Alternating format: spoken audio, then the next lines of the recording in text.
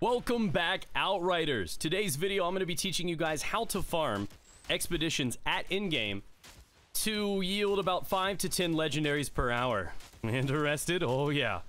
So follow these steps. I'm going to give you some tips and tricks on how to get this done as efficiently as you possibly can. And keep in mind, this is day one at the making of this video. A new strategy may present itself here in the near future, so subscribe. Stay tuned and tick that little bell so you don't miss any videos hitting your sub box. We got a lot of Outriders content coming. Here we go. So the strategy that I'm currently doing is finding one expedition that I'm very comfortable with. Now, in reality, you can't just keep running whatever expedition you want, but there's a workaround. So I like Boomtown. I can beat these at tier 13 in under 7 minutes, about 6.5 minutes, and that's always going to reward me with gold tier loot. So I get a lot of legendaries through this method. And I play Boomtown because it's the fastest one that I can beat at gold tier personally. You may have another one you can run faster, and obviously the quicker you get these done, the quicker you get to the drop pod, the more legendaries and the faster you're going to get them. Now, how do you get another one is you simply start up another expedition, immediately go to the menu, abandon it, and it's going to re-roll 3 other ones for you. So that's what I do. I complete Boomtown, I start up a new one, completely random, I choose it at random, I leave it and abandon it, go back to menu, go back to the board, and if Boomtown is there, I select it and I run Boomtown all over again. Back to back to back. And that is my strategy. Find one that you really get comfortable with, and that's going to come down to be a preference for you.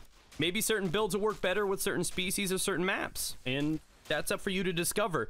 But getting comfortable with one run is a great way when it comes down to effectively farming your legendaries. Now, kind of some minimum requirement stuff involved in this method.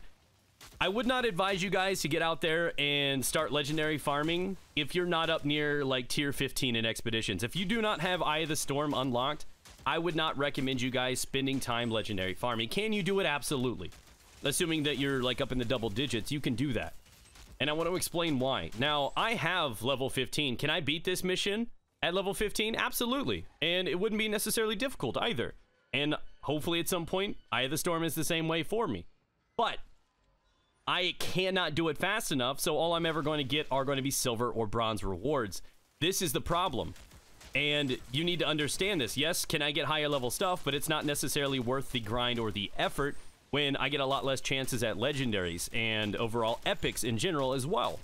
So what I do is I drop the tier down until I'm comfortable at a threshold that I am always going to receive golden rewards. So for me right now, that's level 13 or 14. I can knock that out smoothly and get gold every time I run Boomtown, or you know, there's a handful of other maps I'm comfortable with as well. But that's the simplicity of it. You want to make sure you get gold rewards all the time. Don't mess with silver, don't mess with bronze. If you can't confidently get gold, drop the difficulty until you're at a place where you're comfortable in doing it. I know the overall legendary chance is a little bit lower, but it's better than going for the bronze or the silver rewards, guys. I cannot reiterate that enough. Do not do that. And I know you're going to be thinking, well, why do that? They're going to be lower level. They are. But because you're farming these efficiently, you're going to get a lot of epics, a lot of things to break down that are going to grant you titanium and everything you need, and shards, of course, and these drop pod resources that you are going to be able to plug into your upgrades.